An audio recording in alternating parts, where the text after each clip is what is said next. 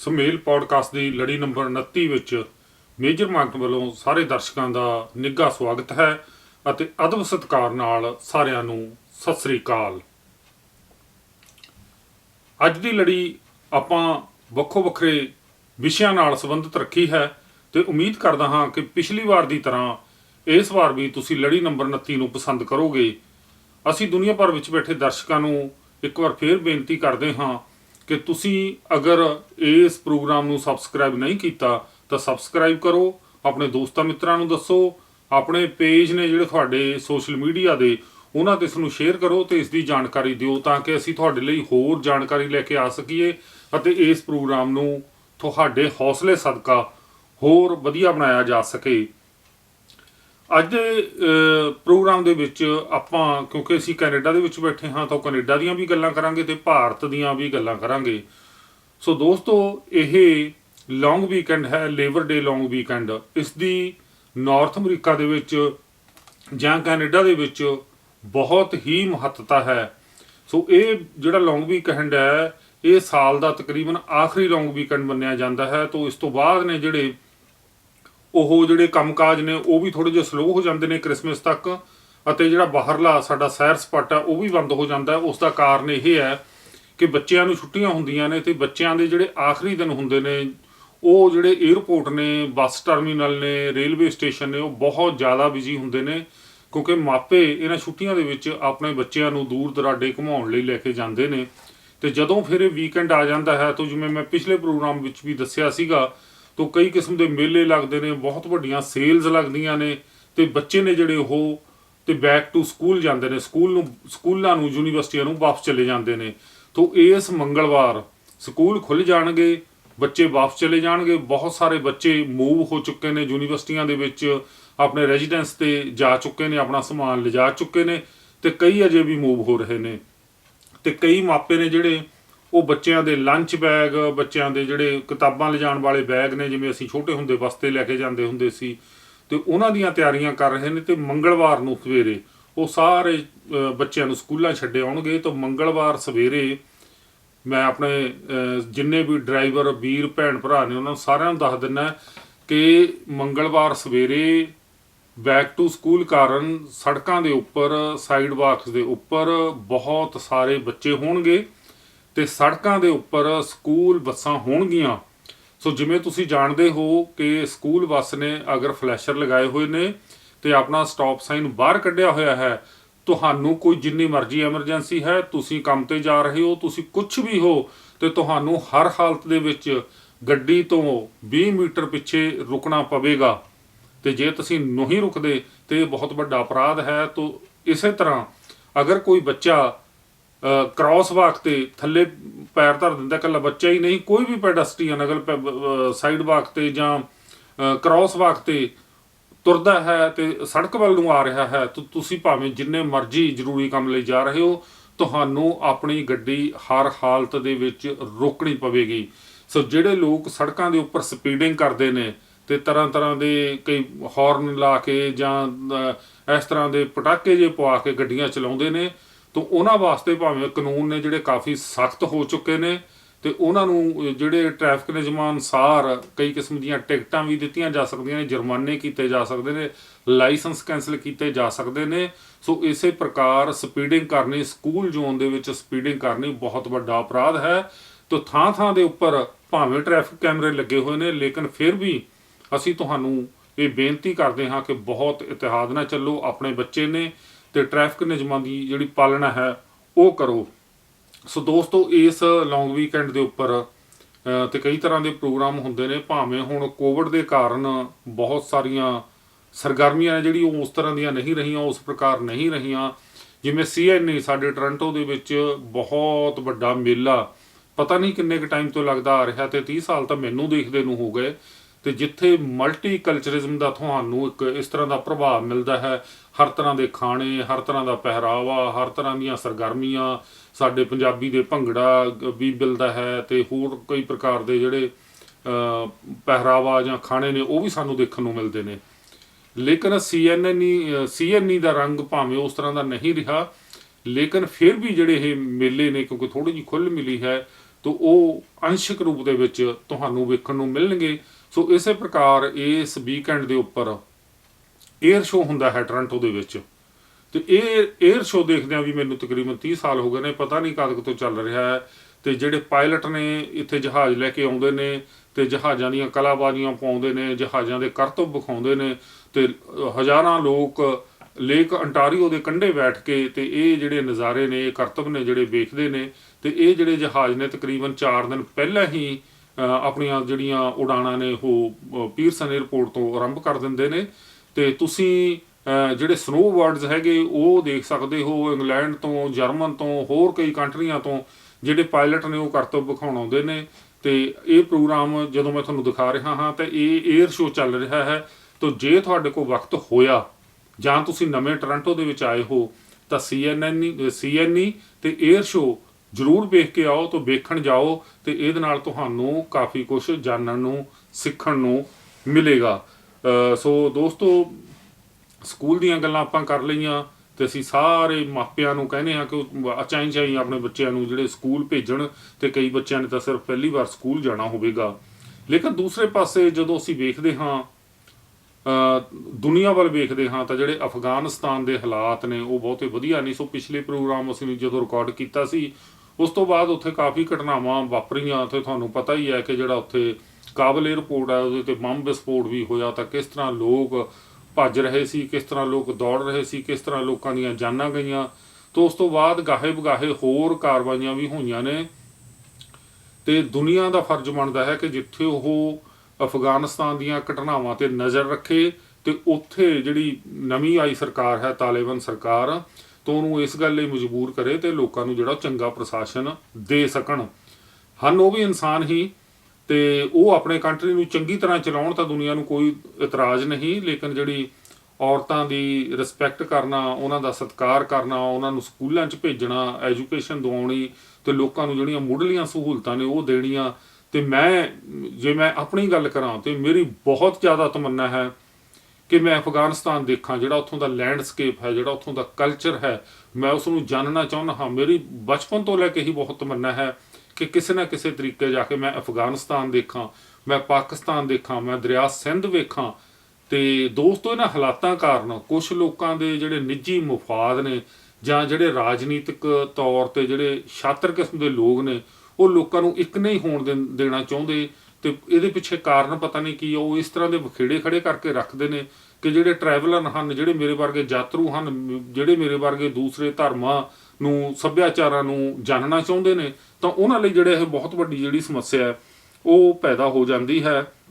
ਸੋ 20 ਸਾਲਾਂ ਬਾਅਦ ਉੱਥੇ ਜਿਹੜਾ ਹੈਗਾ ਅਫਗਾਨਿਸਤਾਨ ਦੇ ਜਿਹੜੇ ਲੋਕ ਨੇ, ਭਾਵੇਂ ਉਹ ਕਿਸੇ ਵੀ ਰੂਪ ਦੇ ਵਿੱਚ ਹਨ, ਤੇ ਉਹ ਆਏ ਨੇ। ਨਹੀਂ ਤਾਂ ਇਹੀ ਹੁੰਦਾ ਆ ਕਿ ਅਫਗਾਨਿਸਤਾਨ ਨੂੰ ਕਦੇ ਕਿਸੇ ਨੇ ਦੱਬ ਲਿਆ, ਕਦੇ ਕਿਸੇ ਨੇ ਦੱਬ ਲਿਆ, ਤੇ ਉਹ ਲੋਕਾਂ ਨੂੰ ਚੈਨ ਨਾਲ ਬੈਠਣ ਹੀ ਨਹੀਂ ਦਿੱਤਾ ਗਿਆ। ਤੇ ਉਹਨਾਂ ਲੋਕਾਂ ਦਾ ਜਿਹੜਾ ਸਾਰਾ ਕੁਝ, ਪ੍ਰਾਪਰਟੀ ਜਾਂ ਕਹਿ ਲਓ, ਜਾਂ ਸਾਥ ਕਹਿ ਲਓ, ਜਾਂ ਦੋਸਤੀ ਆ, ਉਹ ਬੰਦੂਕਾਂ ਨਾਲ, ਬੰਬਾਂ ਨਾਲ ਪੈ ਗਈ। ਤੇ ਕਾਰਨ ਉਸ ਦਾ ਇਹੀ ਹੈ, ਜਿਵੇਂ ਅਸੀਂ ਕਹਿੰਦੇ ਸੀਗੇ ਪੰਜਾਬ 'ਚ ਕਹਿੰਦੇ ਸੀ ਕਿ ਖਾਧਾ ਪੀਤਾ ਲਾਹੇ ਦਾ ਤੇ ਬਾਕੀ ਅਹਿਮਦ ਸ਼ਾਹੇ ਦਾ, ਤਾਂ ਉਹ ਲੋਕ ਵੀ ਇਸੇ ਤਰ੍ਹਾਂ ਦੀ ਉਹਨਾਂ ਦੀ ਮਾਨਸਿਕਤਾ ਬਣ ਚੁੱਕੀ ਹੈ। ਪਤਾ ਨਹੀਂ ਕਿਹਨੇ ਸਾਡੇ ਤੇ ਅਟੈਕ ਕਰ ਦੇਣਾ, ਕਿਹਨੇ ਸਾਨੂੰ ਦੱਬ ਲੈਣਾ, ਕਿਹਨੇ ਸਾਨੂੰ ਲੁੱਟ ਲੈਣਾ। ਸੋ ਉਹ ਜਿਹੜੇ ਤੁਹਾਡਾ ਡਰ 'ਚੋਂ ਨਿਕਲੀਆਂ ਹੋਈਆਂ ਇਹ ਸਾਰੀਆਂ ਚੀਜ਼ਾਂ ਨੇ, ਵੀ ਸਾਨੂੰ ਕੋਈ ਮਾਰ ਦੇਵੇਗਾ, ਸਾਨੂੰ ਕੋਈ ਮਾਰ ਦੇਵੇਗਾ। ਤੇ ਇਸ ਕਰਕੇ ਜਿਹੜੇ ਇਸ ਤਰ੍ਹਾਂ ਦੇ ਹਾਲਾਤ ਨੇ ਉੱਥੇ ਬਣੇ ਹੋਏ ਨੇ। ਸੋ ਦੋਸਤੋ, ਅੱਜ ਦੇ ਪ੍ਰੋਗਰਾਮ ਦੇ ਵਿੱਚ ਮੈਂ ਤੁਹਾਨੂੰ ਹੋਰ ਜਾਣਕਾਰੀ ਵੀ ਦੇਣੀ ਹੈ। ਪਿਛਲੀ ਵਾਰੀ ਆਪਾਂ ਜਿਹੜੀ ਮੇਲਿਆਂ ਦੀ ਜਾਣਕਾਰੀ ਦਿੱਤੀ ਸੀ, ਤਾਂ ਉਹਨੂੰ ਤੁਸੀਂ ਜਿਹੜਾ ਕਾਫੀ ਪਸੰਦ ਕੀਤਾ। ਸੋ ਦੋਸਤੋ, ਇਨੀ ਦਿਨੀ ਆਪਾਂ ਜਿਵੇਂ ਗੱਲ ਕੀਤੀ ਸੀ ਕਿ ਜਿਹੜੇ ਅਸੀਂ ਭਾਦਰੋਂ ਦੇ ਮਹੀਨੇ ਦੇ ਵਿੱਚ ਗੁਜ਼ਰ ਰਹੇ ਹਾਂ, ਤੇ ਜਾਂ ਸਤੰਬਰ ਦੀ ਜਿਹੜੀ ਸ਼ੁਰੂਆਤ ਹੈ ਉਹ ਹੋ ਚੁੱਕੀ ਹੈ। ਸੋ ਇਹ ਜਿਹੜੇ ਮਹੀਨੇ ਨੇ ਉਹ ਮੇਲਿਆਂ ਦੇ ਤਾਂ ਹੈਗੇ ਹੀ ਆ, ਲੇਕਿਨ ਇਹਨਾਂ ਮਹੀਨਿਆਂ ਦੇ ਵਿੱਚ ਜਿਹੜੀ ਫਸਲਾਂ ਦੀ ਮਹੱਤਤਾ ਹੈ ਉਹ ਬਹੁਤ ਜ਼ਿਆਦਾ ਹੈ। ਸੋ ਮੈਂ ਕੈਨੇਡਾ ਦੀ ਗੱਲ ਕਰਾਂਗਾ। ਸਾਡੇ ਇੰਡੀਆ ਬੈਠੇ ਜਿਹੜੇ ਦਰਸ਼ਕ ਨੇ ਉਹ ਕਈ ਵਾਰ ਸੋਚਦੇ ਨੇ ਕਿ ਕੈਨੇਡਾ ਜਿਹੜਾ ਹੈਗਾ, ਪਤਾ ਨਹੀਂ ਉਹ ਜੋਬਾਂ ਵਾਲਾ ਜਾਂ ਇੰਡਸਟਰੀਅਲਿਸਟ ਕੰਟਰੀ ਹੈ, ਜਾਂ ਮਤਲਬ ਉੱਥੇ ਹੋਰ ਕੋਈ ਕਿੱਤਾ ਪਤਾ ਨਹੀਂ ਹੁੰਦਾ ਜਾਂ ਨਹੀਂ ਹੁੰਦਾ। ਤੇ ਮੈਂ ਆਪਣੇ ਦਰਸ਼ਕਾਂ ਨੂੰ ਦੱਸ ਦੇਵਾਂ ਕਿ ਕੈਨੇਡਾ ਦੇ ਵਿੱਚ ਬਹੁਤ ਵੱਡੀ ਪੱਧਰ ਤੇ ਖੇਤੀ ਵੀ ਹੁੰਦੀ ਹੈ, ਫਾਰਮਿੰਗ ਹੈ। ਤੇ ਫਾਰਮ ਨੇ ਜਿਹੜੇ ਉਹ ਬੜੇ ਹੀ ਆਧੁਨਿਕ ਕਿਸਮ ਦੇ ਔਰ ਬੜੀਆਂ ਸਹੂਲਤਾਂ ਨਾਲ ਭਰਪੂਰ ਨੇ। ਤੇ ਮੈਂ ਕਈ ਵਾਰ ਸੋਸ਼ਲ ਮੀਡੀਆ ਤੇ ਜਦੋਂ ਮੈਂ ਟਰੈਵਲ ਕਰਦਾ ਹਾਂ ਤੇ ਤੁਹਾਨੂੰ ਉਹ ਤਸਵੀਰਾਂ ਵੀ ਦਿਖਾਉਂਦਾ ਹਾਂ। ਹੁਣ ਜੇ ਤੁਸੀਂ ਰਿਮੋਟ ਏਰੀਏ 'ਚ ਜਾਵੋ ਜਾਂ ਫਾਰਮਿੰਗ ਏਰੀਏ 'ਚ ਜਾਵੋ ਤਾਂ ਤੁਹਾਨੂੰ ਜਿਹੜੀ ਮੱਕੀ ਦੀ ਫਸਲ ਹੈ ਉਹ ਇੰਨੀ ਤਕੜੀ ਵਿਖੇਗੀ ਕਿ ਤੁਸੀਂ ਪੰਜਾਬ ਦੇ ਵਿੱਚ ਕਦੀ ਇਸ ਤਰ੍ਹਾਂ ਦੀ ਮੱਕੀ ਨਹੀਂ ਵੇਖੀ ਹੋਵੇਗੀ। ਔਰ ਤੁਹਾਨੂੰ ਹੈਰਾਨੀ ਹੋਵੇਗੀ ਕਿ ਪੰਜਾਬ ਦੇ ਵਿੱਚ ਸਾਡੇ ਜਿਹੜਾ ਇੱਕ ਹਾੜੀ ਦਾ ਸੀਜ਼ਨ ਹੁੰਦਾ ਹੈ ਤੇ ਇੱਕ ਸਾਉਣੀ ਦਾ ਸੀਜ਼ਨ ਹੁੰਦਾ ਹੈ। ਇੱਕ ਨੂੰ ਅਸੀਂ ਖਰੀਫ ਜਾਂ ਰਵੀ ਦੇ ਤੌਰ ਤੇ ਵੀ ਜਾਣਦੇ ਹਾਂ। ਤੇ ਜਿਹੜੀਆਂ ਹਾੜੀ ਦੀਆਂ ਫਸਲਾਂ ਨੇ ਉਹ ਵੱਖਰੀ ਤਰ੍ਹਾਂ ਦੀਆਂ ਨੇ ਤੇ ਜਿਹੜੀਆਂ ਸਾਉਣੀ ਦੀਆਂ ਫਸਲਾਂ ਨੇ ਉਹ ਵੱਖਰੀ ਤਰ੍ਹਾਂ ਦੀਆਂ ਨੇ। ਤੇ ਜਿਹੜਾ ਭਾਦਰੋਂ ਦਾ ਮਹੀਨਾ ਹੈ, ਸਾਉਣੀ ਤੋਂ ਮਤਲਬ ਜਿਹੜੀਆਂ ਸਾਉਣ ਦੇ ਸਮੇਂ ਦੇ ਵਿੱਚ ਬੀਜੀਆਂ ਨੇ, ਸਾਉਣ ਮਹੀਨੇ ਦੇ ਵਿੱਚ ਜਾਂ ਸਾਉਣ ਮਹੀਨੇ ਤੋਂ ਪਹਿਲਾਂ, ਤੇ ਉਹਨਾਂ ਨੂੰ ਸਾਉਣੀ ਦੀਆਂ ਫਸਲਾਂ ਕਿਹਾ ਜਾਂਦਾ ਹੈ। ਤੇ ਉਹਦੇ ਵਿੱਚ ਜਿਹੜਾ ਹੈਗਾ ਮੱਕੀ, ਜਵਾਰ, ਬਾਜਰਾ, ਚਰੀ, ਸੋ ਇਸ ਤਰ੍ਹਾਂ ਦੀਆਂ ਜਿਹੜੀਆਂ ਫਸਲਾਂ ਨੇ ਉਹ ਹੁੰਦੀਆਂ ਨੇ। ਤੇ ਸਾਉਣੀ ਦੀ ਜਿਹੜੀ ਇੱਕ ਬਹੁਤ ਮਹੱਤਵਪੂਰਨ ਫਸਲ ਹੈ ਉਹ ਹੈਗੀ ਆ ਮੂੰਗਫਲੀ। ਤੇ ਇੱਥੇ ਸਾਡੇ ਬੱਚੇ, ਮੈਂ ਕਈ ਵਾਰ ਸਵਾਲ ਕਰਦਾ, ਭਾਰਤੀਆਂ ਦੇ ਬੱਚਿਆਂ ਨੂੰ ਵੀ ਸਵਾਲ ਕਰਦਾ ਕਿ ਬੇਟਾ ਜਿਹੜਾ ਤੁਸੀਂ ਪੀਨਟ ਖਾਂਦੇ ਹੋ, ਮੂੰਗਫਲੀ ਖਾਂਦੇ ਹੋ, ਤੁਹਾਨੂੰ ਪਤਾ ਹੈ ਇਹਨੂੰ ਕਿਵੇਂ ਪੈਦਾ ਕੀਤਾ ਜਾਂਦਾ ਹੈ? ਉਹਨਾਂ ਵਿੱਚੋਂ ਬਹੁਤੇ ਬੱਚੇ ਕਹਿਣਗੇ ਜੀ ਇਹ ਦਰਖਤਾਂ ਨੂੰ ਲੱਗਦੀ ਹੋਊ, ਕਈ ਕਹਿੰਦੇ ਹੋਣਗੇ ਜੀ ਇਹਨੂੰ ਫੈਕਟਰੀ ਦੇ ਵਿੱਚ ਬਣਾਇਆ ਜਾਂਦਾ ਹੋਊ ਤੇ ਇਹਦੇ ਤੇ ਸ਼ੈੱਲ ਚੜਾਇਆ ਜਾਂਦਾ ਹੋਊ। ਤੇ ਸਾਨੂੰ ਜਿਹੜਾ ਜ਼ਿੰਦਗੀ ਦਾ ਜਿਹੜਾ ਆਮ ਗਿਆਨ ਹੈ ਉਹ ਪਤਾ ਹੀ ਨਹੀਂ। ਤੇ ਜਦੋਂ ਮੈਂ ਪੜ੍ਹਦਾ ਸੀ ਸਾਡੇ ਕੋਲ ਇੱਕ ਸਬਜੈਕਟ ਹੁੰਦਾ ਸੀ ਖੇਤੀਬਾੜੀ ਦਾ, ਐਗਰੀਕਲਚਰ ਦਾ। ਉਹਦੇ ਵਿੱਚ ਸਾਨੂੰ ਹਰ ਬੀਜ ਬਾਰੇ, ਹਰ ਫਸਲ ਬਾਰੇ ਕਿ ਕਿਵੇਂ ਬੀਜੀ ਜਾਂਦੀ ਹੈ, ਕਿਸ ਤਰ੍ਹਾਂ ਉਹਦਾ ਉਤਪਾਦਨ ਹੁੰਦਾ ਹੈ, ਕਿਸ ਮੌਸਮ ਦੇ ਵਿੱਚ ਬੀਜੀ ਜਾਂਦੀ ਹੈ, ਕਿਸ ਟੈਂਪਰੇਚਰ ਦੇ ਵਿੱਚ ਬੀਜੀ ਜਾਂਦੀ ਹੈ, ਸਾਨੂੰ ਜਿਹੜੇ ਉਹ ਬੀਜ ਨੇ ਉਹਨਾਂ ਦੀ ਪਛਾਣ ਕਰਾਈ ਜਾਂਦੀ ਸੀ। ਲੇਕਿਨ ਜਿਹੜੇ ਅੱਜ ਦੇ ਬੱਚੇ ਨੇ ਉਹਨਾਂ ਨੂੰ ਬਿਲਕੁਲ ਨਹੀਂ ਪਤਾ। ਉਹ ਫਾਰਮਿੰਗ ਸੈਕਟਰ ਹੈ ਜਿਹੜਾ ਉਹਦੇ ਤੋਂ ਬਿਲਕੁਲ ਵੱਖਰੇ ਨੇ। ਅਸੀਂ ਇੱਕ ਪਾਸੇ ਤਾਂ ਮਤਲਬ ਸਾਡੇ ਉੱਥੇ ਕਿਸਾਨਾਂ ਦਾ ਸੰਘਰਸ਼ ਚੱਲ ਰਿਹਾ ਵੀ ਕਿਸਾਨ ਜਿਹੜੇ ਹੈਗੇ ਉਹ ਆਪਣੀ ਹੋਂਦ ਦੀ ਲੜਾਈ ਲੜ ਰਹੇ ਨੇ, ਪਰ ਦੂਜੇ ਪਾਸੇ ਅਸੀਂ ਕੀ ਆ? ਸਾਡੇ ਘਰਾਂ ਦੇ ਵਿੱਚ ਸਾਨੂੰ ਬੱਚਿਆਂ ਨੂੰ 5-6 ਕਿਸਮ ਦੀਆਂ ਦਾਲਾਂ ਰੱਖ ਦਿਓ ਤੇ ਉਹਨਾਂ ਨੂੰ ਪੁੱਛ ਲਿਓ ਵੀ ਇਹਨਾਂ ਦਾਲਾਂ ਦੇ ਨਾਂ ਕੀ ਹੈ, ਉਹ ਕਹਿਣਗੇ ਗ੍ਰੀਨ ਦਾਲ ਹੈ, ਆਹ ਬਲੈਕ ਕਾਲੀ ਦਾਲ ਹੈ, ਆਹ ਫਲਾਣਾ। ਉਹ ਰੰਗਾਂ ਦੇ ਹਿਸਾਬ ਨਾਲ ਜਾਣਦੇ ਨੇ ਤੇ ਉਹਨਾਂ ਨੂੰ ਕਿਸੇ ਵੀ ਬੀਜ ਦੀ ਜਾਂ ਫਸਲ ਦੀ ਪਛਾਣ ਨਹੀਂ।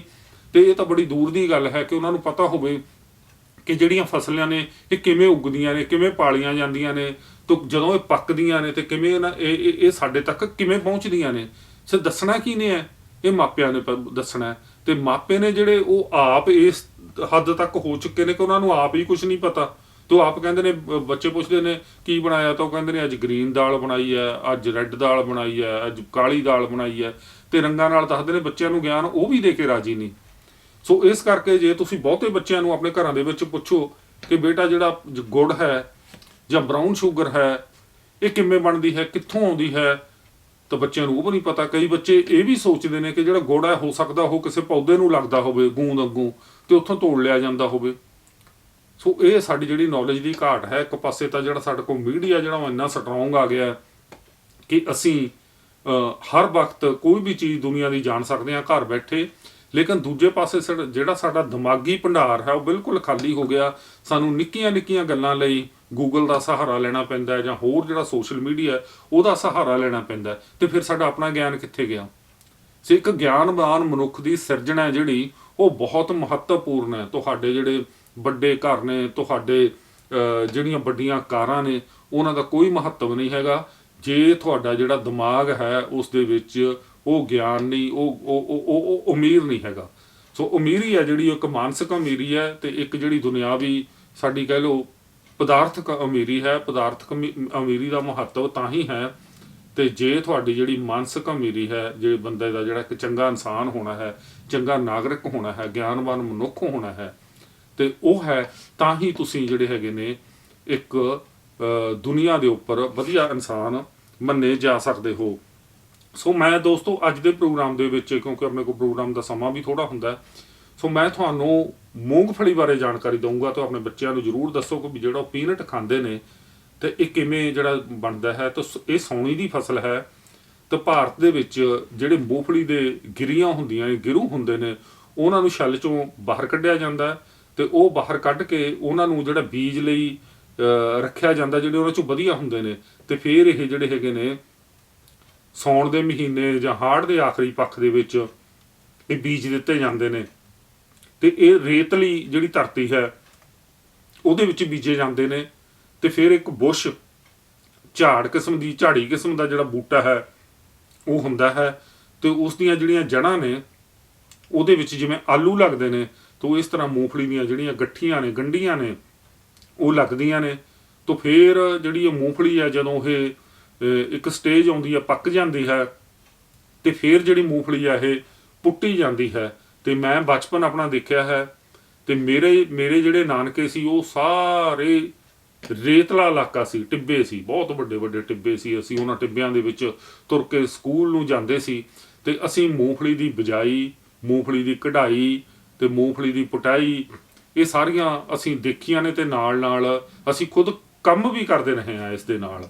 ਤੇ ਮੂੰਗਫਲੀ ਨਾਲ ਜਿਹੜੇ ਸੰਬੰਧਿਤ ਸੰਦ ਹੁੰਦੇ ਸੀ, ਜਾਂ ਮੂੰਗਫਲੀ ਨਾਲ ਸੰਬੰਧਿਤ ਜਿਹੜੀਆਂ ਹੋਰ ਗੱਲਾਂ ਸੀਗੀਆਂ, ਉਹ ਅਸੀਂ ਸਾਡੇ ਜਿਹੜਾ ਸ਼ਬਦਕੋਸ਼ ਹੈ ਉਹਦੇ ਵਿੱਚੋਂ ਨਿਕਲਦੀਆਂ ਜਾ ਰਹੀਆਂ ਨੇ। ਜਿਵੇਂ ਮੂੰਗਫਲੀ ਦਾ ਜਿਹੜਾ, ਜਦੋਂ ਮੂੰਗਫਲੀ ਨੂੰ ਝਾੜ ਲਿਆ ਜਾਂਦਾ, ਗੱਠੀਆਂ ਨੂੰ ਝਾੜ ਲਿਆ ਜਾਂਦਾ, ਤੇ ਉਹ ਸਲੰਗਾਂ ਨਾਲ ਉਹਨੂੰ ਕੁੱਟਿਆ ਜਾਂਦਾ ਸੀ, ਤਾਂ ਜਿਹੜੀਆਂ ਮੂੰਗਫਲੀ ਦੀਆਂ ਗੱਠੀਆਂ ਨੇ ਉਹ ਵੱਖ ਹੋ ਜਾਂਦੀਆਂ ਸੀ। ਤਾਂ ਜਿਹੜੀਆਂ ਉਹਦੀਆਂ ਪੌਦਾ ਹੈ, ਝਾੜੀ ਹੈ, ਉਹ ਛੋਟੇ ਛੋਟੇ ਟੁਕੜਿਆਂ ਦੇ ਵਿੱਚ ਅੱਡ ਹੋ ਜਾਂਦੀ ਸੀ, ਤੇ ਉਸ ਨੂੰ ਜਿਹੜਾ ਹੈ ਗੂਣਾ ਕਿਹਾ ਜਾਂਦਾ ਸੀ। ਤੇ ਜਿਹੜੇ ਪੱਤੇ ਨੇ ਜਿਹੜੇ ਉਹ ਅੱਡ ਹੋ ਜਾਂਦੇ ਸੀ, ਤੇ ਉਸ ਨੂੰ ਭੋ ਕਿਹਾ ਜਾਂਦਾ ਸੀ। ਤੇ ਹੁਣ ਅਸੀਂ ਕਈ ਵਾਰ ਮੁਹਾਵਰਾ ਵਰਤਦੇ ਹਾਂ ਕਿ ਭੋ ਦੇ ਭਾ। ਤੇ ਜਦੋਂ ਤੁਸੀਂ ਕਿਸੇ ਨੂੰ ਪੁੱਛਦੇ ਹੋ ਕਿ ਭੋ ਹੁੰਦਾ ਕੀ ਹੈ, ਤਾਂ ਵਿਅਕਤੀ ਨੂੰ ਪਤਾ ਨਹੀਂ ਹੁੰਦਾ। ਠੀਕ ਹੈ, ਤੇ ਇਹ ਗਿਆਨ ਸਾਨੂੰ ਤਾਂ ਹੀ ਆਏਗਾ, ਤਾਂ ਹੀ ਸਾਡੀਆਂ ਕਿਤਾਬਾਂ 'ਚ ਰਹੇਗਾ, ਤਾਂ ਹੀ ਸਾਡਾ ਸੱਭਿਆਚਾਰ ਜਾਂ ਸਾਡੀ ਪੰਜਾਬੀ ਭਾਸ਼ਾ ਜਿਉਂਦੀ ਰਹੇਗੀ, ਤੇ ਜੇ ਅਸੀਂ ਇਸ ਖਜ਼ਾਨੇ ਨੂੰ ਸੰਭਾਲ ਕੇ ਰੱਖਾਂਗੇ। ਸਲੰਗ ਹੁੰਦੀ ਹੈ, ਤੇ ਜਿਹਦੇ ਨਾਲ ਅਸੀਂ ਉਹਨੂੰ ਕੁੱਟਦੇ ਹਾਂ। ਫਿਰ ਤੰਗਲੀ ਹੁੰਦੀ ਹੈ, ਤੰਗਲੀ ਨਾਲ ਜਿਹੜੀ ਧੜ ਹੈ ਉਹ ਉਡਾਈ ਜਾਂਦੀ ਹੈ, ਤੇ ਤੇਜ਼ ਹਵਾ ਚੱਲਦੀ ਹੁੰਦੀ ਸੀ, ਉਹਦੇ ਨਾਲ ਪੱਤੇ ਉੱਡ ਕੇ ਇੱਕ ਪਾਸੇ ਚਲੇ ਜਾਂਦੇ ਸੀ। ਜਿਹੜਾ ਭਾਰਾ ਹੈ ਗੂਣ, ਜਿਹਨੂੰ ਅਸੀਂ ਗੂਣਾ ਕਹਿੰਦੇ ਹਾਂ, ਤੇ ਉਹਨਾਂ ਦੇ ਵੱਡੇ ਵੱਡੇ ਮੁਹਾਰੇ ਲੱਗੇ ਹੁੰਦੇ ਸੀ, ਉਹ ਪਸ਼ੂਆਂ ਨੂੰ ਪਾਇਆ ਜਾਂਦਾ ਸੀ, ਤੋਂ ਇੱਕ ਪਾਸੇ ਰੱਖਿਆ ਜਾਂਦਾ ਸੀ। ਤੇ ਜਿਹੜਾ ਗੂਣਾ ਤੇ ਭੋ ਦੋਨੋਂ ਪਸ਼ੂਆਂ ਦੀ ਖੁਰਾਕ ਨੇ। ਤੇ ਜਿਹੜੀ ਮੂੰਗਫਲੀ ਹੈ, ਜਦੋਂ ਉਹ ਕੱਢ ਲਈ ਜਾਂਦੀ ਸੀ, ਤਾਂ ਫਿਰ ਉਹਨੂੰ ਗੱਡਿਆਂ ਦੇ ਉੱਪਰ ਲੱਦ ਕੇ ਉਹਨਾਂ ਦਿਨਾਂ ਦੇ ਵਿੱਚ ਤੇ ਮੰਡੀ ਲਿਜਾਇਆ ਜਾਂਦਾ ਸੀ, ਮੰਡੀ ਲਿਜਾ ਕੇ ਵੇਚਿਆ ਜਾਂਦਾ ਸੀ। ਤਾਂ ਉਹ ਜਿਹੜੀ ਹੈਗੀ ਉਹ ਜਦੋਂ ਮੰਡੀ ਚਲੇ ਜਾਂਦੀ ਹੈ, ਤਾਂ ਫਿਰ ਉਹਦੇ ਕਈ ਕਿਸਮ ਦੇ ਜਿਹੜੇ ਪੀਨਟ ਨੇ ਉਹਨੂੰ ਕੱਢੇ ਜਾਂਦੇ ਨੇ, ਸ਼ਹਿਰਾਂ ਦੇ ਵਿੱਚ ਵੇਚੀ ਜਾਂਦੀ ਹੈ, ਜਾਂ ਉਹਦਾ ਘੀ ਬਣਦਾ ਹੈ, ਤੇ ਜਾਂ ਉਹਦੀਆਂ ਹੋਰ ਚੀਜ਼ਾਂ ਨੇ ਜਿਹੜੀਆਂ ਪੀਨਟ ਬਟਰ ਬਣਦਾ ਹੈ। ਤੋਂ ਅੱਡ ਅੱਡ ਚੀਜ਼ਾਂ ਲਈ ਯੂਜ਼ ਹੁੰਦੀ ਹੈ। ਤੇ ਤੁਹਾਡੇ ਘਰਾਂ ਦੇ ਵਿੱਚ ਬੱਚੇ ਨੇ ਜਿਹੜੇ, ਉਹ ਪੀਨਟ ਬਟਰ ਅਕਸਰ ਖਾਂਦੇ ਨੇ, ਤੇ ਪੀਨਟ ਵੀ ਖਾਂਦੇ ਨੇ, ਤੇ ਬਹੁਤ ਸਾਰਾ ਪੀਨਟ ਆ ਜਿਹੜਾ ਉਹ ਬ੍ਰੈਡਾਂ ਤੇ ਜਾਂ ਹੋਰ ਚੀਜ਼ਾਂ ਤੇ ਯੂਜ਼ ਕੀਤਾ ਜਾਂਦਾ ਹੈ। ਤੇ ਲੇਕਿਨ ਤੁਹਾਡੇ ਬੱਚੇ ਨੂੰ ਇਹ ਗਿਆਨ ਨਹੀਂ, ਤੇ ਕਿਵੇਂ ਆਉਂਦਾ ਹੈ। ਸੋ ਆਪਾਂ ਦੋਸਤੋ ਅਗਲੇ ਪ੍ਰੋਗਰਾਮਾਂ ਦੇ ਵਿੱਚ ਇਹਨਾਂ ਚੀਜ਼ਾਂ ਬਾਰੇ ਥੋੜ੍ਹੀ ਬਹੁਤੀ ਜਾਣਕਾਰੀ ਦੇਵਾਂਗੇ, ਤਾਂ ਕਿ ਤੁਸੀਂ ਆਪਣੇ ਬੱਚਿਆਂ ਨਾਲ ਸਾਂਝੀ ਕਰ ਸਕੋ। ਤੇ ਆਉਣ ਵਾਲੇ ਪ੍ਰੋਗਰਾਮ ਦੇ ਵਿੱਚ ਆਪਾਂ ਦੱਸਾਂਗੇ ਬੱਚਿਆਂ ਨੂੰ ਕਿ ਜਿਹੜਾ ਗੁੜ ਹੈ, ਜਾਂ ਜਿਹੜੀ ਬਰਾਊਨ ਸ਼ੂਗਰ ਹੈ, ਉਹ ਕਿਸ ਤਰ੍ਹਾਂ ਬਣਾਈ ਜਾਂਦੀ ਹੈ। ਸੋ ਪ੍ਰੋਗਰਾਮ ਨੂੰ ਆਪਾਂ ਅੱਗੇ ਤੋਰਦੇ ਇਹ ਵੀ ਦੱਸਦੇ ਹਾਂ ਕਿ ਦੋਸਤੋ 9 ਸਤੰਬਰ ਨੂੰ ਪੰਜਾਬੀ ਕਵੀ ਪਾਸ਼ ਦਾ ਜਨਮ ਦਿਨ ਹੈ। ਸੋ ਪੰਜਾਬੀ ਕਵੀ ਪਾਸ਼ ਦਾ ਹੋਣਾ ਪੰਜਾਬੀ ਸਾਹਿਤ ਦੇ ਵਿੱਚ ਇੱਕ ਬਹੁਤ ਵੱਡੀ ਗੱਲ ਹੈ। ਸੋ ਪੰਜਾਬ ਤੋਂ ਬਾਹਰ ਦੂਸਰੀਆਂ ਭਾਸ਼ਾਵਾਂ ਦੇ ਵਿੱਚ ਜੇ ਕਿਸੇ ਪੰਜਾਬੀ ਪੋਇਟ ਦਾ ਨੋਟਿਸ ਲਿਆ ਗਿਆ, ਤਾਂ ਜਿਨ੍ਹਾਂ ਦਾ 5-4 ਪੋਇਟ ਨੇ ਜਿਨ੍ਹਾਂ ਦੂਸਰੀਆਂ ਭਾਸ਼ਾਵਾਂ ਦੇ ਵਿੱਚ ਵੀ ਅਨੁਵਾਦ ਕੀਤਾ ਗਿਆ, ਤਾਂ ਉਹਨਾਂ ਦਾ ਨੋਟਿਸ ਲਿਆ ਗਿਆ, ਤਾਂ ਉਹਨਾਂ ਦੇ ਵਿੱਚ ਪਾਸ਼ ਵੀ ਹਨ। ਤਾਂ ਮੇਰੇ ਕੋਲ ਇੱਕ ਕਿਤਾਬ ਹੈ, ਤਾਂ ਇਹ ਹੈ ਪਾਸ਼ ਕਾਵਿ। ਇਹਦੇ ਵਿੱਚ ਪਾਸ਼ ਦੀਆਂ 4 ਕਿਤਾਬਾਂ ਨੇ। ਤੇ ਮੈਂ ਨਾਲ ਇਹ ਵੀ ਦੱਸ ਦਿਆਂ ਕਿ ਜਦੋਂ ਮੈਂ ਸਟੇਜ ਤੇ ਆਉਣਾ ਸ਼ੁਰੂ ਕੀਤਾ, ਤੇ ਜਦੋਂ ਮੈਂ ਆਪਣੇ ਸੱਭਿਆਚਾਰ ਕਲਚਰਲ ਪੱਖ ਆ ਜਿਹੜਾ ਮੈਂ ਆਪਣਾ ਦੇਖਦਾ ਹਾਂ, ਤਾਂ ਇੱਕ ਪਾਸ਼ ਦੀ ਕਵਿਤਾ ਸੀ, ਕੱਖਾਂ ਦੀ ਕੁੱਲੀਏ ਪਹਾੜ ਬਣ ਜਾਈ, ਪੈਰਾਂ ਦੀ ਮਿੱਟੀ ਮਾਫ ਕਰਨਾ, ਪੈਰਾਂ ਦੀ ਮਿੱਟੀ ਪਹਾੜ ਬਣ ਜਾਈ, ਕੱਖਾਂ ਦੀ ਕੁੱਲੀਏ ਮੀਨਾਰ ਬਣ ਜਾਈ, ਆਪਣੀ ਕਮਾਈ ਸਾਂਭ ਰੱਖਣੀ, ਕਿਰਤੀ ਦੀ ਕੁੱਲੀਏ ਲੱਖ ਲੱਖ ਦਾ ਤੇਰਾ ਕੱਖ ਨਹੀਂ। ਸੋ ਇਹ ਜਿਹੜੀ ਕਵਿਤਾ ਸੀ, ਇਹ ਮੈਂ ਸਾਡੇ ਪਿੰਡ ਅਮੋਲਕ ਜੀ ਦੇ ਡਰਾਮੇ ਹੋਏ ਸੀ, ਤੇ ਮੈਂ ਉਦੋਂ ਕਾਲਜ ਦੇ ਵਿੱਚ ਪੜ੍ਹਦਾ ਸੀ, ਤੇ ਪਹਿਲੀ ਵਾਰੀ ਇਹ ਸਟੇਜ ਤੇ ਪੜ੍ਹੀ ਸੀ। ਤੇ ਪਾਸ਼ ਨਾਲ ਮੇਰੀ ਉਦੋਂ ਕਾਫੀ ਜਿਹੜੀ ਹੈ ਉਹਦੀ ਪੋਇਟਰੀ ਨਾਲ ਜਾਣ ਪਛਾਣ ਹੋਈ, ਤੇ ਕਾਫੀ ਜਿਹੜੀ ਪੋਇਟਰੀ ਮੈਂ ਉਹਦੀ ਪੜ੍ਹੀ, ਤੇ ਉਹਨੂੰ ਪਸੰਦ ਮੈਂ ਕਰਦਾ। ਤੇ ਬੜੀ ਹੀ ਕਮਾਲ ਦੀ, ਕਿਸਾਨਾਂ ਦੇ ਹੱਕ ਦੇ ਵਿੱਚ, ਮਜ਼ਦੂਰਾਂ ਦੇ ਹੱਕ ਦੇ ਵਿੱਚ, ਕਮੀਆਂ ਦੇ ਹੱਕ ਵਿੱਚ, ਸਾਡੇ ਸਮਾਜਿਕ ਜੀਵਨ ਦੇ ਵਿੱਚ ਬਹੁਤ ਹੀ ਜਿਹੜੀ ਮਹੱਤਵਪੂਰਨ ਜਿਹੜਾ ਰੋਲ ਉਸਨੇ ਨਿਭਾਇਆ। ਪਾਸ਼ ਦਾ ਕਤਲ ਹੋ ਗਿਆ, ਇਹ ਵੱਖਰੀ ਗੱਲ ਹੈ, ਇੱਕ ਵੱਖਰਾ ਵਿਸ਼ਾ ਹੈ। ਕਿਉਂ ਹੋਇਆ, ਕਾਹਤੇ ਹੋਇਆ, ਇਹ ਤੁਹਾਨੂੰ ਸਾਰਿਆਂ ਨੂੰ ਇਹ ਪਤਾ ਹੈ। ਪਾਸ਼ ਕਾਫੀ ਦੇਰ ਅਮਰੀਕਾ 'ਚ ਵੀ ਰਿਹਾ, ਤੇ ਉਹਨੇ ਇੱਥੋਂ ਦੇ ਸਿਸਟਮ ਨੂੰ ਸਮਝਿਆ। ਤਾਂ ਉਸੇ ਵਕਤ ਉਸਨੇ ਲਿਖਿਆ ਸੀ ਕਿ ਸਭ ਤੋਂ ਖਤਰਨਾਕ ਹੁੰਦਾ ਹੈ ਘਰਾਂ ਤੋਂ ਕੰਮ ਤੇ ਜਾਣਾ, ਤੇ ਕੰਮਾਂ ਤੋਂ ਘਰ ਮੁੜ ਆਉਣਾ, ਤੇ ਜਾਂ ਮੁਰਦਾ ਸ਼ਾਂਤੀ ਨਾਲ ਭਰ ਜਾਣਾ। ਤੇ ਉਹ ਸਾਡੇ ਇੱਥੋਂ ਦੇ ਜੀਵਨ ਤੇ ਉਹਨੇ ਜਿਹੜੀਆਂ ਹਨ ਇਹ ਸਤਰਾਂ ਲਿਖੀਆਂ ਸਨ। ਸੋ ਪਾਸ਼ ਦਾ ਜਨਮ ਦਿਨ ਜਿਹੜਾ ਹੈਗਾ ਉਹ 9 ਸਤੰਬਰ ਨੂੰ ਹੈ। ਸੋ ਇਸੇ ਤਰ੍ਹਾਂ ਦੋਸਤੋ ਮੈਂ ਤੁਹਾਨੂੰ ਦੱਸਿਆ ਸੀਗਾ ਕਿ ਇਹਨਾਂ ਦਿਨਾਂ ਦੇ ਵਿੱਚ ਸਾਵਣ ਦੇ ਮਹੀਨੇ ਦੇ ਵਿੱਚ, ਸਾਵਣ ਦਾ ਮਹੀਨਾ ਭਾਵੇਂ ਲੰਘ ਚੁੱਕਿਆ ਹੈ, ਤੀਆਂ ਦੇ ਮੇਲੇ ਨੇ ਜਿਹੜੇ ਪੰਜਾਬ ਦੇ ਵਿੱਚ ਬੜੇ ਲੱਗਦੇ ਨੇ। ਤੀਆਂ ਜਿਹੜਾ ਹੈਗਾ ਇਹ ਸ਼ਬਦ ਜਿਹੜਾ ਹੈਗਾ ਤੀਆਂ, ਇਹਦਾ ਆਪਣੇ ਆਪ ਦੇ ਵਿੱਚ ਭਾਵੇਂ ਕੋਈ ਅਰਥ ਨਹੀਂ, ਲੇਕਿਨ ਇਹ ਅਸਲ ਦੇ ਵਿੱਚ ਸ਼ਬਦ ਹੈ ਧੀਆਂ।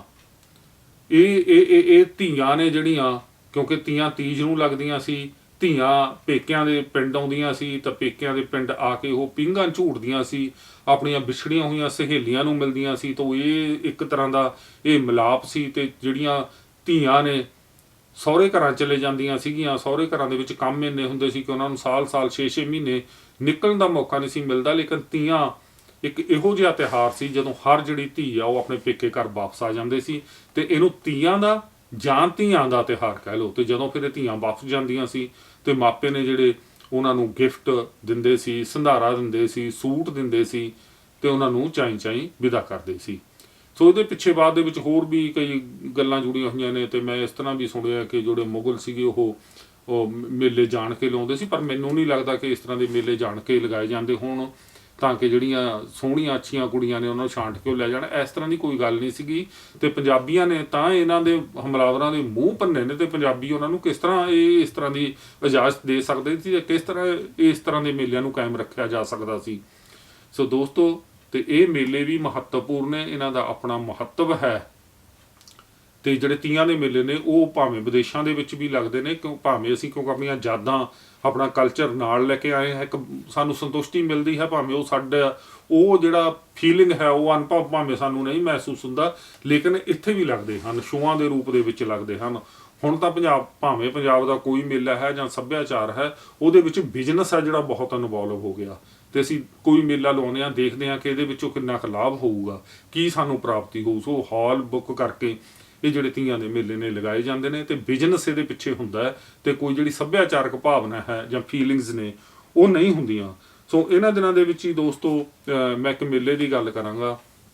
ਸੋ ਮੇਰਾ ਨਾਨਕਾ ਪਿੰਡ ਹੈ ਪੂਨੀਆ, ਉਹਦੇ ਨਾਲ ਇੱਕ ਪਿੰਡ ਹੈ ਤਖਰਾਂ, ਤੇ ਉੱਥੇ ਇੱਕ ਮੇਲਾ ਲੱਗਦਾ ਹੈ। ਤਕਰੀਬਨ ਮੇਰੀ ਸਮਝ ਤੋਂ ਪਰੇ ਮੈਂ ਕਿਉਂਕਿ ਛੋਟਾ ਹੁੰਦਾ ਨਾਨਕੇ ਰਿਹਾ ਹਾਂ, ਤੇ ਮੇਰੇ ਨਾਨਾ ਜੀ ਦੀ ਵੀ ਬਚਪਨ ਤੋਂ ਉਹ ਮੇਲਾ ਦੇਖਦੇ ਆਏ ਸਨ।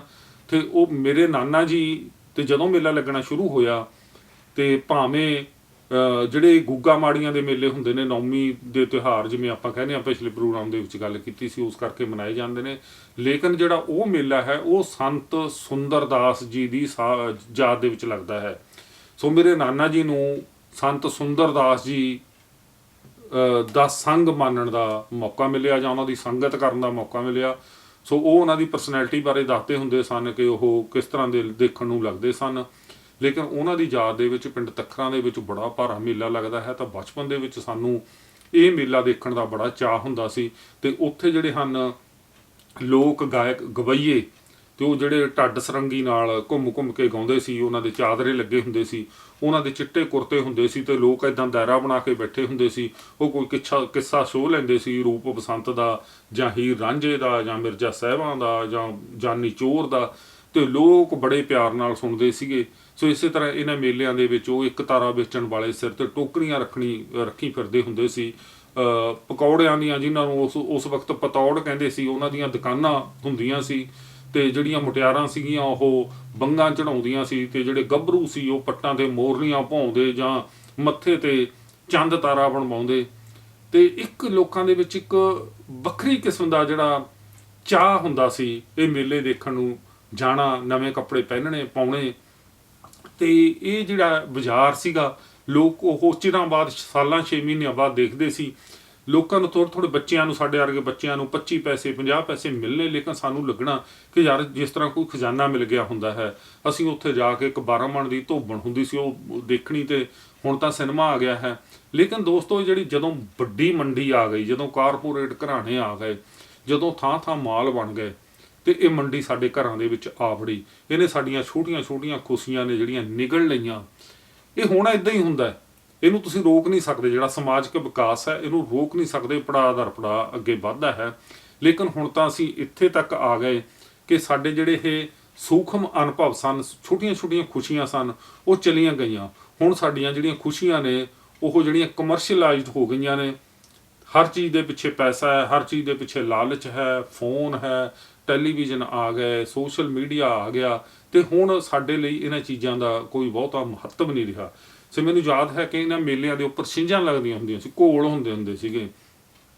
ਸੋ ਘੋਲ ਵੇਖਣ ਦਾ ਇੰਨਾ ਚਾਅ ਹੁੰਦਾ ਸੀ। ਤੇ ਮੈਨੂੰ ਅੱਜ ਵੀ ਉਹਨਾਂ ਪਹਿਲਵਾਨਾਂ ਦੀ ਯਾਦ ਹੈ। ਇੱਕ ਮਿਹਰਦੀਨ ਪਹਿਲਵਾਨ ਹੁੰਦਾ ਸੀ, ਇੱਕ ਨੂੰ ਬੀਕਾਨੇਰੀਆ ਪਹਿਲਵਾਨ ਕਹਿੰਦੇ ਸੀ, ਤੇ ਉਹ ਝੰਡੀ ਦਾ ਘੋਲ ਲੜਦੇ ਸੀ। ਤੇ ਉਹ ਝੰਡੀ ਦਾ ਘੋਲ ਦੇਖਣ ਲਈ ਉਹ ਦੂਰੋਂ ਆਉਂਦੇ ਸਨ। ਉਦੋਂ ਦੋਸਤੋ ਨਸ਼ੇ ਨਹੀਂ ਸੀ ਹੁੰਦੇ, ਉੱਥੇ ਮੱਲਾਂ ਪਹਿਲਵਾਨਾਂ ਦੇ ਅਖਾੜੇ ਹੁੰਦੇ ਸੀ। ਉਹ ਬਦਾਮ ਘੋਟ ਕੇ ਪੀਂਦੇ ਸੀ, ਤੇ ਉਹ ਆਪਣੇ ਜਿਸਮ ਬਣਾਉਂਦੇ ਸੀਗੇ, ਤੇ ਫਿਰ ਉਹਨਾਂ ਦਾ ਪ੍ਰਦਰਸ਼ਨ ਕਰਦੇ ਸੀ। ਵੱਡੀ ਤਾਦਾਦ ਦੇ ਵਿੱਚ ਜਿਹੜੇ ਲੋਕ ਸੀ ਉਹਨਾਂ ਛਿੰਝਾਂ ਨੂੰ, ਉਹਨਾਂ ਘੋਲਾਂ ਨੂੰ ਵੇਖਣ ਲਈ ਜੁੜਦੇ ਸੀ। ਤੇ ਜਦੋਂ ਜਿਹੜਾ ਭਲਵਾਨ ਝੰਡੀ ਦਾ ਘੋਲ ਜਿੱਤਦਾ ਸੀ, ਤੇ ਜਦੋਂ ਗੇੜਾ ਕੱਢਦਾ ਸੀ, ਤੇ ਉਹਦਾ ਕੀ ਸਤਿਕਾਰ ਹੈ, ਤੇ ਉਹ ਦੇਖਣ ਵਾਲਾ ਹੁੰਦਾ ਸੀ। ਸੋ ਦੋਸਤੋ, ਇਹ ਜਿਹੜੀਆਂ ਚੀਜ਼ਾਂ ਨੇ ਇਹ ਸਾਡੇ ਸੱਭਿਆਚਾਰ ਨਾਲ ਜੁੜੀਆਂ ਹੋਈਆਂ ਨੇ। ਭਾਵੇਂ ਅਸੀਂ ਕੈਨੇਡਾ ਦੇ ਵਿੱਚ ਆ ਗਏ, ਇੱਥੇ ਵੀ ਟੂਰਨਾਮੈਂਟ ਹੁੰਦੇ ਨੇ, ਕਬੱਡੀ ਖੇਡੀ ਜਾਂਦੀ ਹੈ। ਤਾਂ ਮੈਂ ਜਿਵੇਂ ਪਹਿਲਾਂ ਦੱਸਿਆ ਕਿ ਭਾਵੇਂ ਉਹ ਕ੍ਰਿਸਮਸ ਦਾ ਤਿਉਹਾਰ ਹੋਵੇ, ਭਾਵੇਂ ਕੋਈ ਹੋਰ ਤਿਉਹਾਰ ਹੋਣ, ਭਾਵੇਂ ਕਬੱਡੀ ਦੇ ਟੂਰਨਾਮੈਂਟ ਹੋਣ, ਭਾਵੇਂ ਕੁਛ ਹੋਵੇ, ਇਹਨਾਂ ਦੇ ਵਿੱਚ ਬਿਜ਼ਨਸ ਜਿਹੜਾ ਬਹੁਤ ਜ਼ਿਆਦਾ ਇਨਵੋਲਵ ਹੋ ਗਿਆ, ਪੈਸਾ ਬਹੁਤ ਜ਼ਿਆਦਾ ਇਨਵੋਲਵ ਹੋ ਗਿਆ, ਕਬੂਤਰਬਾਜੀ ਇਨਵੋਲਵ ਹੋ ਗਈ। ਸੋ ਇਹਨਾਂ ਚੀਜ਼ਾਂ ਦਾ ਜਿਹੜਾ ਉਹ ਨਹੀਂ ਰਿਹਾ। ਲੇਕਿਨ ਸਾਨੂੰ ਪੰਜਾਬੀਆਂ ਨੂੰ ਚਾਹੀਦਾ ਹੈ ਕਿ ਜੇ ਅਸੀਂ ਗਲੋਬਲ ਟਾਈਮ ਦੇ ਵਿੱਚ, ਜੇ ਅਸੀਂ ਜਦੋਂ ਦੁਨੀਆ ਗਲੋਬਲ ਪਿੰਡ ਬਣ ਰਹੀ ਹੈ, ਜੇ ਅਸੀਂ ਆਪਣੇ ਸੱਭਿਆਚਾਰ ਨੂੰ ਜਿਉਂਦਾ ਰੱਖਣਾ ਹੈ, ਤਾਂ ਸਾਨੂੰ ਆਪਣਾ ਕਲਚਰ, ਆਪਣਾ ਸ਼ਬਦਕੋਸ਼, ਆਪਣੀ ਭਾਸ਼ਾ, ਇਹਨਾਂ ਸਾਰੀਆਂ ਚੀਜ਼ਾਂ ਨੂੰ ਰੱਖਣਾ ਪਵੇਗਾ। ਭਾਵੇਂ ਸਾਡੇ ਕੋਲ, ਸਾਨੂੰ ਇਹ ਸਾਰਿਆਂ ਨੂੰ ਪਤਾ ਹੈ ਕਿ ਸਾਡੀ ਤੀਜੀ ਚੌਥੀ ਪੀੜ੍ਹੀ ਨੇ, ਅਸੀਂ ਇਹਨਾਂ ਮੁਲਕਾਂ 'ਚ ਆਏ ਸੀ ਤਰੱਕੀ ਕਰਨ, ਆਪਣਾ ਸਟੈਂਡਰਡ ਹਾਈ ਚੱਕਣ, ਲੇਕਿਨ ਸਾਡੀ ਤੀਜੀ ਚੌਥੀ ਪੀੜ੍ਹੀ ਨੇ ਇਹਨਾਂ ਮੁਲਕਾਂ ਦੇ ਵਿੱਚ ਮਰਜ ਹੋ ਜਾਣਾ। ਉਹਨਾਂ ਦੀ ਭਾਸ਼ਾ, ਉਹਨਾਂ ਦਾ ਧਰਮ, ਉਹਨਾਂ ਦੀ ਬੋਲੀ, ਸਾਰਾ ਕੁਛ ਇਹ ਵੱਡੇ ਸਮੁੰਦਰ ਦੇ ਵਿੱਚ ਗਰਕ ਹੋ ਜਾਏਗੀ। ਸਾਡੀ ਕੋਈ ਪਛਾਣ ਨਹੀਂ ਰਹਿਣੀ, ਇਹ ਮੈਨੂੰ ਪਤਾ ਹੈ। ਲੇਕਿਨ ਦੋਸਤੋ, ਇਹ ਤੁਹਾਡੇ ਆਪਣੇ ਤੇ ਹੈ। ਤੁਹਾਡੇ ਬੱਚੇ ਇੰਗਲਿਸ਼ ਵੀ ਤਾਂ ਲਿਖ ਸਕਦੇ ਨੇ। ਇਟਾਲੀਅਨ ਲੋਕ ਕੀ ਲਿਖ ਨਹੀਂ ਰਹੇ, ਕਿ ਫਰੈਂਚ ਲੋਕ ਕੀ ਲਿਖ ਨਹੀਂ ਰਹੇ, ਉਹ ਵੀ ਤਾਂ ਲਿਖ ਰਹੇ ਨੇ। ਤੇ ਜੇ ਤੁਹਾਡੇ ਬੱਚੇ ਦੂਸਰੀਆਂ ਧਰਮਾਂ ਕੌਮਾਂ ਦੇ ਵਿੱਚ ਵਿਆਹ ਕਰਾ ਲੈਣਗੇ, ਜੇ ਉਹਨਾਂ ਦੀ ਭਾਸ਼ਾ ਨਹੀਂ ਰਹੂਗੀ, ਲੇਕਿਨ ਉਹ ਜਿਹੜੇ ਆਪਣੇ ਫਾਦਰ ਨੇ, ਜਿਹਨਾਂ ਦਾ ਪਿੱਛੇ ਕਲਚਰ ਹੈ, ਤਾਂ ਉਹਦੇ ਬਾਰੇ ਉਹ ਇੰਗਲਿਸ਼ ਵਿੱਚ ਵੀ ਤਾਂ ਕਿਤਾਬਾਂ ਲਿਖ ਸਕਦੇ ਨੇ, ਇੰਗਲਿਸ਼ ਵਿੱਚ ਵੀ ਤਾਂ ਦੱਸ ਸਕਦੇ ਨੇ। ਸੋ ਤੁਸੀਂ ਹੁਣ ਇਹ ਦੇਖਣਾ ਕਿ ਤੁਸੀਂ ਆਪਣੇ ਸੱਭਿਆਚਾਰ ਨੂੰ ਜਿਉਂਦਾ ਰੱਖਣਾ ਕਿ ਨਹੀਂ ਰੱਖਣਾ। ਦੋਸਤੋ, ਪ੍ਰੋਗਰਾਮ ਹੈ ਜਿਹੜਾ ਉਹ ਲੰਬਾ ਹੁੰਦਾ ਜਾ ਰਿਹਾ ਹੈ, ਤਾਂ ਮੈਂ ਇਸ ਨੂੰ ਜ਼ਿਆਦਾ ਅੱਗੇ ਨਹੀਂ ਲੈ ਕੇ ਜਾ ਸਕਦਾ, ਤੇ ਮੈਂ ਉਹਨਾਂ ਦੋਸਤਾਂ ਦਾ ਧੰਨਵਾਦ ਕਰਾਂਗਾ ਸੋ ਜਿਨ੍ਹਾਂ ਨੇ ਪਿਛਲੇ ਪ੍ਰੋਗਰਾਮ ਦੇ ਵਿੱਚ ਆਪਣੇ ਕਮੈਂਟ ਭੇਜੇ, ਪ੍ਰੋਗਰਾਮ ਨੂੰ ਪਸੰਦ ਕੀਤਾ। ਲੇਕਿਨ ਦੋਸਤੋ, ਪਤਾ ਨਹੀਂ ਕੀ ਗੱਲ ਹੈ, ਤੇ ਤੁਸੀਂ ਸਬਸਕ੍ਰਾਈਬ ਉਸ ਤੌਰ ਤੇ ਨਹੀਂ ਕਰ ਰਹੇ। ਮੈਂ ਤੁਹਾਨੂੰ ਹਰ ਵਾਰ ਬੇਨਤੀ ਕਰ ਰਿਹਾ, ਤੁਸੀਂ ਪਤਾ ਨਹੀਂ ਪ੍ਰੋਗਰਾਮ ਨੂੰ ਸਹਿਯੋਗ ਨਹੀਂ ਦਿੰਦੇ। ਪਲੀਜ਼ ਸੋਸ਼ਲ ਮੀਡੀਆ ਤੇ ਦੇਖ ਕੇ ਨਾ ਛੱਡ ਦਿਆ ਕਰੋ, YouTube ਤੇ ਵੀ ਜਾਓ, ਜਾਂ ਸੋਸ਼ਲ ਮੀਡੀਆ ਦਾ ਲਿੰਕ ਤੁਹਾਨੂੰ YouTube ਤੇ ਲੈ ਜਾਂਦਾ ਹੈ, ਤੇ ਉੱਥੇ ਜਾ ਕੇ ਪ੍ਰੋਗਰਾਮ ਨੂੰ ਸਬਸਕ੍ਰਾਈਬ ਜ਼ਰੂਰ ਕਰੋ। ਹਰਜੀਤ ਸਿੰਘ ਦਿਓਲ ਸਾਹਿਬ, ਹਰੇਕ ਵਾਰ ਅਸੀਂ ਉਹਨਾਂ ਦਾ ਜ਼ਿਕਰ ਕਰਦੇ ਹਾਂ, ਇਸ ਕਰਕੇ ਕਰਦੇ ਹਾਂ ਕਿਉਂਕਿ ਉਹ ਹਰੇਕ ਵਾਰ ਕਮੈਂਟ ਲਿਖਦੇ ਨੇ, ਤੇ ਪ੍ਰੋਗਰਾਮ ਕਿਸ ਤਰ੍ਹਾਂ ਉਹਨਾਂ ਨੂੰ ਲੱਗਦਾ ਤੇ ਉਹਦੇ ਬਾਰੇ ਵਿਚਾਰ ਭੇਜਦੇ ਨੇ। ਇਸੇ ਤਰ੍ਹਾਂ ਸਰਦਾਰ ਸੁਖਦੇਵ ਸਿੰਘ ਸਮਰਾ ਸਾਹਿਬ, ਉਹ ਵੀ ਸਾਨੂੰ ਹੌਸਲਾ ਅਫਜ਼ਾਈ ਦਿੰਦੇ ਨੇ, ਤੇ ਹਰ ਵਾਰ ਆਪਣਾ ਰਿਵਿਊ ਭੇਜਦੇ ਨੇ ਕਿ ਉਹਨਾਂ ਨੂੰ ਪ੍ਰੋਗਰਾਮ ਕਿਸ ਤਰ੍ਹਾਂ ਲੱਗਾ। ਹਰਜੀਤ ਕੌਰ ਭੰਗੂ ਚਮਕੌਰ ਸਾਹਿਬ ਤੋਂ ਨੇ। ਇਸੇ ਤਰ੍ਹਾਂ ਅਮਰਪਾਲ ਸਿੰਘ, ਉਹ ਵੀ ਸਾਨੂੰ ਕਮੈਂਟ ਭੇਜਦੇ ਨੇ। ਅਮਰਪਾਲ ਸਿੰਘ ਜੀ, ਤੁਸੀਂ ਮੇਲਿਆਂ ਦੀ ਵੀ ਤਾਰੀਫ ਕੀਤੀ ਹੈ, ਤੁਸੀਂ ਦੱਸਿਆ ਵੀ ਹੈ ਕਿ ਤੁਸੀਂ ਇਹਨਾਂ ਮੇਲਿਆਂ ਦੇ ਵਿੱਚ ਜਾਂਦੇ ਹੋ, ਤੇ ਸਾਡੇ ਬਾਕੀ ਦਰਸ਼ਕ ਵੀ ਦੱਸਣ ਕਿ ਉਹਨਾਂ ਦੇ ਪਿੰਡ ਦੇ ਨੇੜੇ ਦੇ ਜੇ ਕੋਈ ਮੇਲਾ ਲੱਗਦਾ ਹੈ, ਉਹ ਮੇਲੇ 'ਚ ਕਿਸ ਤਰ੍ਹਾਂ ਜਾਂਦੇ ਸੀ, ਤਾਂ ਕਿਸ ਤਰ੍ਹਾਂ ਮਹਿਸੂਸ ਕਰਦੇ ਸੀ। ਇਹ ਸਾਨੂੰ ਆਉਣ ਵਾਲੇ ਪ੍ਰੋਗਰਾਮ ਤੋਂ ਪਹਿਲਾਂ ਜ਼ਰੂਰ ਦੱਸਿਓ। ਅਮਰਪਾਲ ਮੰਗਟ ਸਾਹਿਬ, ਇਹ ਸਾਡੇ ਪਿੰਡ ਦੇ ਨਾਲ ਤੋਂ ਹਨ ਬਿਲਕੁਲ, ਤੇ ਕਾਫੀ ਸਾਰੇ ਮੇਲੇ ਸਾਡੇ ਦੋਨਾਂ ਪਿੰਡਾਂ ਦੇ ਵਿਚਕਾਰ ਸਾਂਝੇ ਅਸੀਂ ਇਕੱਠੇ ਦੇਖਦੇ ਰਹੇ ਹਾਂ। ਤੇ ਮੰਗਟ ਸਾਹਿਬ, ਤੁਹਾਡਾ ਵੀ ਬਹੁਤ ਬਹੁਤ ਧੰਨਵਾਦ, ਤੇ ਤੁਸੀਂ ਪ੍ਰੋਗਰਾਮ ਨੂੰ ਪਸੰਦ ਕਰਦੇ ਹੋ। ਇਸੇ ਤਰ੍ਹਾਂ ਰਜਿੰਦਰ ਸਿੰਘ ਮੰਗਟ ਨੇ, ਉਹਨਾਂ ਨੇ ਵੀ, ਮੇਰਾ ਛੋਟਾ ਭਰਾ ਹੈ, ਤੇ ਉਹਨਾਂ ਨੇ ਵੀ ਜਿਹੜਾ ਸਾਨੂੰ ਸੰਦੇਸ਼ ਭੇਜਿਆ ਹੈ। ਅਜਾਇਬ ਟੱਲੇਵਾਲੀਆ ਸਾਹਿਬ ਸਾਡੇ ਇੱਥੇ ਬਹੁਤ ਅੱਛੇ ਕਹਾਣੀਕਾਰ ਨੇ, ਟੋਰਾਂਟੋ ਦੇ ਵਿੱਚ ਲੰਬੇ ਸਮੇਂ ਤੋਂ ਰਹਿੰਦੇ ਨੇ, ਤੇ ਉਹਨਾਂ ਦਾ ਕਾਫੀ ਖੋਜ ਦਾ ਕੰਮ ਵੀ ਹੈ, ਤਾਂ ਉਹਨਾਂ ਨੇ ਵੀ ਪ੍ਰੋਗਰਾਮ ਨੂੰ ਪਸੰਦ ਕੀਤਾ। ਤੇ ਨਾਲ ਹੀ ਉਹਨਾਂ ਨੇ ਕਿਹਾ ਕਿ ਸਬਸਕ੍ਰਾਈਬ ਕਰਨ ਦੀ ਪ੍ਰੋਬਲਮ ਆ ਰਹੀ ਹੈ, ਤੇ ਸਬਸਕ੍ਰਾਈਬ ਨਹੀਂ ਪ੍ਰੋਗਰਾਮ ਹੋ ਰਿਹਾ, ਤੇ ਤੁਸੀਂ ਮੈਨੂੰ ਦੱਸਿਓ ਕਿ ਤੁਹਾਡੇ ਤੋਂ ਸਬਸਕ੍ਰਾਈਬ ਹੋ ਰਿਹਾ। ਜੇ ਨਹੀਂ ਹੋ ਰਿਹਾ ਕਿਸੇ ਕਾਰਨ, ਤਾਂ ਤੁਸੀਂ ਮੈਨੂੰ ਜ਼ਰੂਰ ਦੱਸਿਓ, ਤਾਂ ਅਸੀਂ ਜੇ ਕੋਈ ਸਮੱਸਿਆ ਹੈ ਤਾਂ ਅਸੀਂ ਉਹਦਾ ਹੱਲ ਕਰਾਂਗੇ। ਇਸੇ ਤਰ੍ਹਾਂ ਬਲਜੀਤ ਕੌਰ ਦਿੱਲੀ ਜੀ, ਉਹ ਵੀ ਸਾਨੂੰ ਹਰ ਵਾਰੀ ਸੰਦੇਸ਼ ਭੇਜਦੇ ਨੇ, ਫੋਨ ਵੀ ਕਰਦੇ ਨੇ, ਅਤੇ ਪ੍ਰੋਗਰਾਮ ਬਾਰੇ ਉਹ ਸਾਰਾ ਵਿਸਥਾਰ ਦੇ ਵਿੱਚ ਦੱਸਦੇ ਨੇ ਕਿ ਪ੍ਰੋਗਰਾਮ ਉਹਨਾਂ ਨੂੰ ਕਿਸ ਤਰ੍ਹਾਂ ਦਾ ਲੱਗਿਆ, ਤੇ ਉਹ ਪ੍ਰੋਗਰਾਮ ਦੇ ਵਿੱਚ ਕੀ ਦੇਖਣਾ ਚਾਹੁੰਦੇ ਨੇ। ਬਲਜੀਤ ਜੀ, ਤੁਹਾਡਾ ਵੀ ਬਹੁਤ ਬਹੁਤ ਧੰਨਵਾਦ ਕਿ ਤੁਸੀਂ ਸਾਨੂੰ ਹੌਸਲਾ ਅਫਜ਼ਾਈ ਦਿੰਦੇ ਹੋ। ਤੇ ਦੋਸਤੋ, ਇਸ ਦੇ ਨਾਲ ਹੀ ਪ੍ਰੋਗਰਾਮ ਨੂੰ ਸਮਾਪਤ ਕਰਦੇ ਹਾਂ। ਅਗਲੀ ਵਾਰੀ ਤੁਹਾਡੇ ਲਈ ਹੋਰ ਵਧੀਆ ਵਿਸ਼ੇ ਲੈ ਕੇ ਫਿਰ ਹਾਜ਼ਰ ਹੋਵਾਂਗਾ।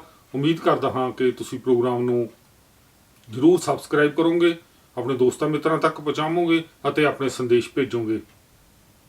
ਤੇ ਇਸ ਦੇ ਨਾਲ ਹੀ ਮੈਨੂੰ ਫਿਰ ਦਿਓ ਆਗਿਆ। ਮੇਰੇ ਵੱਲੋਂ ਤੁਹਾਨੂੰ ਸਾਰਿਆਂ ਨੂੰ ਆਦਰ ਸਤਿਕਾਰ ਨਾਲ ਸਤਿ ਸ੍ਰੀ ਅਕਾਲ।